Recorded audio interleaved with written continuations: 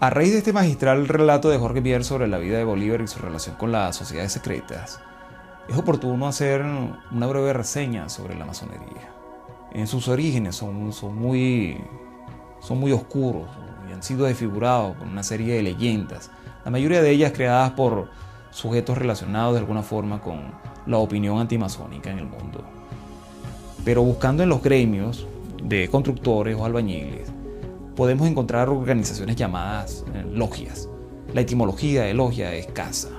Estos eran lo que llamaríamos gremios o grupos de trabajo. A estos gremios independientes o logias le llamamos masonería operativa. No hay que olvidar que masonería significa albañilería. Entendemos por masonería operativa los gremios de la construcción. Estos gremios tenían la particularidad de ser autogestionados, libres y sin sometimiento a reyes o señores feudales, o el clero en este caso, ¿no? Eso explica el por qué las logias tienen la naturaleza de independencia y libertad que les caracteriza en nuestro tiempo. No podemos obviar su condición de libres en el contexto medieval. Los trabajadores dependían siempre del clero y de la nobleza, pero las logias eran organizaciones laborales independientes. Los masones construían las catedrales y era un arte delicado y secreto, por mencionar uno entre muchos. Ellos tenían el secreto de la construcción del arco del templo. Esta información solo se transmitía entre masones, en este caso entre maestros, y era una forma de proteger el conocimiento. Eso le daba poder y autoridad y hasta cierto punto inmunidad.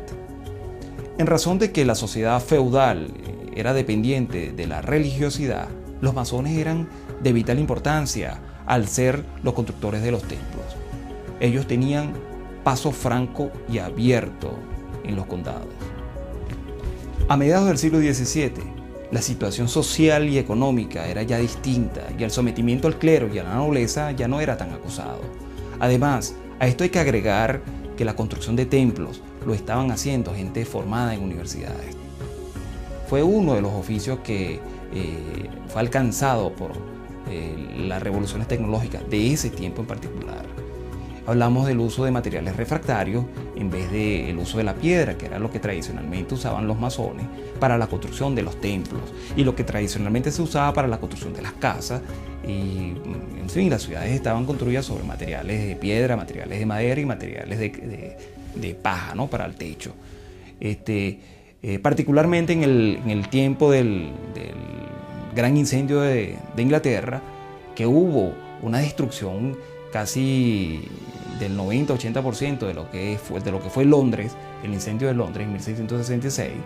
Estamos hablando de que a partir de ese momento en particular fueron obligados, particularmente la ciudad de Londres, a usar materiales refractarios, y esto a su vez implicó un cambio fundamental en el uso de la mano de obra que era empleada para hacer las construcciones. Evidentemente afectó a las logias en ese tiempo. Los masones tuvieron que adaptarse y eso obligó, como les estoy comentando, la entrada a operarios de otros oficios. Fue al parecer en Inglaterra donde las logias permitieron la entrada no solo de trabajadores de otros oficios, sino de personas que ni siquiera eran de profesiones afines a la construcción y a la artesanía, ¿no?, con la condición de no estar adscritos o sometidos a la nobleza y al clero. Estos nuevos masones todos fueron intelectuales.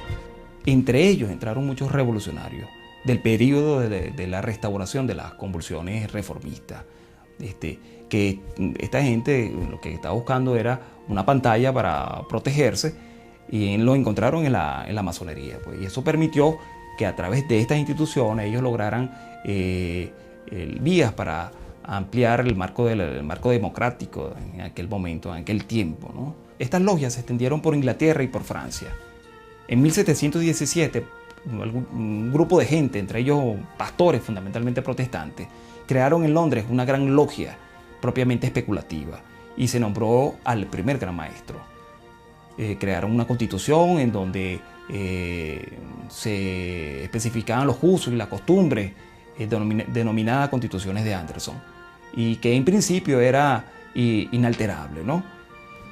No pasó mucho tiempo cuando se creó un cisma, originándose una logia en Francia, un gran oriente en Francia en particular, y esto en contraposición al oriente inglés, que era dogmático y deísta. El francés era adogmático y liberal, ¿no? Por todas estas organizaciones masónicas que han estado surgiendo a raíz de ese tiempo y hasta nuestro tiempo, han procurado alinearse tanto del lado del oriente inglés como del lado del oriente francés. La masonería no es una organización política, pero sí es una organización fraternal, es una institución iniciática, y esto per se la hace diferenciarse claramente de una entidad política. La orden, sin embargo, no interviene en la elección que sus miembros puedan hacer dentro de ese campo. En el amplio espectro de las opciones políticas partidistas que la sociedad pueda ofrecer al ciudadano, el masón puede inclinarse por una o por otra, siempre y cuando dicha opción no se oponga a los principios éticos y filosóficos de la masonería. Históricamente, la masonería se ha visto enfrentada con algunas excepciones locales y generalmente sin que la orden tomara la iniciativa, con los dos extremos del amplio espectro del que antes aludíamos, ¿no? de ese espectro político. Entonces convenimos en que un masón puede tener, por tanto, la ideología política que le convenga o le agrade, siempre que esta opción sea defensora de los derechos humanos. La masonería tiene entonces por misión preparar la concordia universal. Debe mejorar tanto al hombre como a la sociedad, ¿no? Ese es su objetivo fundamental. Y es una institución esencialmente filantrópica. Tiene por objeto la búsqueda de la verdad. Tiene la práctica, tiene que de alguna forma incitar, tiene que promover la práctica de la solidaridad. En síntesis, podemos decir que la masonería trabaja para el mejoramiento tanto material como moral y para el perfeccionamiento intelectual y social de la humanidad. Tiene por principios la tolerancia mutua, el respeto a los otros y a uno mismo y la libertad absoluta de conciencia. Entonces, a raíz de este relato que ha hecho Jorge, uno puede de alguna forma concluir que estos principios masónicos fueron los que esencialmente provocaron el cambio de actitud del joven Simón Bolívar en su tiempo, de quien ya hemos conocido, en palabras de Jorge Mier, ¿no? Muy probablemente los valores masónicos fueron un sustento importante en su accionar. Pocos se preguntan qué hay detrás del tiempo histórico de la Venezuela colonial. Y yo pienso que hay que mirar alrededor y seguir los rastros de la historia. En cierto modo, un tiempo signado por una guerra entre dos fuerzas antagónicas, una representada por la libertad de conciencia, el respeto de la dignidad de los hombres, la exaltación de los principios de la libertad, de la fraternidad, y la otra representada por la sujeción de la conciencia, el ostracismo, el derecho de la sangre y la divinidad de los hombres. Muchos protagonistas actuaron independientemente de su país de origen, y en este caso en particular, en España podemos mencionar a los generales Riego y Quiroga, que implícitamente apoyaron la gesta libertadora. Pues. En este caso, ellos fueron los que de alguna forma hicieron posible que se reuniera Morillo con Bolívar, y a partir de ese punto en particular se manifestó un cambio a favor de los criollos, a favor de la gente que estaba peleando por la libertad, ¿no? La mayoría de los masones somos personas iguales a los demás, con defectos y con virtudes. Y a mi parecer, entendemos esta realidad. Y es por eso que muchos de los conflictos, de existirlos, los resolvemos dentro del aspecto de la racionalidad. Definitivamente y estadísticamente podemos decir que los masones somos esencialmente buenos. En el mundo, sin saberlo, muchos somos seguidores de ideas de masones operativos o de masones practicantes, en este caso, ¿no? Tal es el caso de Martin Luther King, por poner un caso que se me viene a la mente. Pero entre otros masones que me gustaría mencionar, puedo decir que está Rubén Darío, está Francisco de Miranda, está Salvador Allende, Ortega y Gasset, León Tolstoy, Montesquieu, Voltaire, Tomás Moro, Jean-Jacques Rousseau, Alexander Dumas, Andrés Bello, George Washington, Thomas Jefferson, Simón Rodríguez, Benito Juárez. ¿Por qué la gente se quiere hacer masón? Esa es una gran pregunta que yo a veces me hago. Yo pienso que la gente se quiere hacer masón porque reclama su derecho a aportar un poquito de su energía, ¿no? Un poquito de su energía para mantener encendida esa luz de esperanza por un mundo mejor, por un mundo más humano, por un mundo más feliz, por un universo más intensamente igualitario y libre, que es el aporte que han dejado estos hermanos universales, a los cuales he aludido anteriormente, ¿no? Entonces, eso encierra, bueno, un mensaje que hemos estado recibiendo y que hemos estado de alguna forma difundiendo a lo largo de la historia, a lo largo de las acciones de estos masones, ¿no?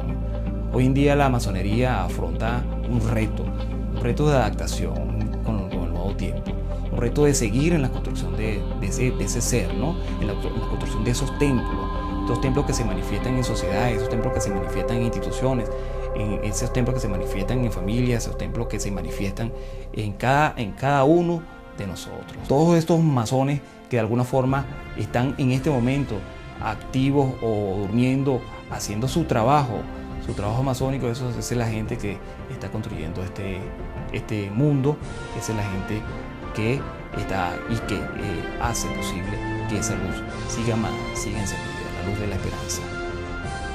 Así que, una vez más, bienvenidos a este hermoso mundo del conocimiento.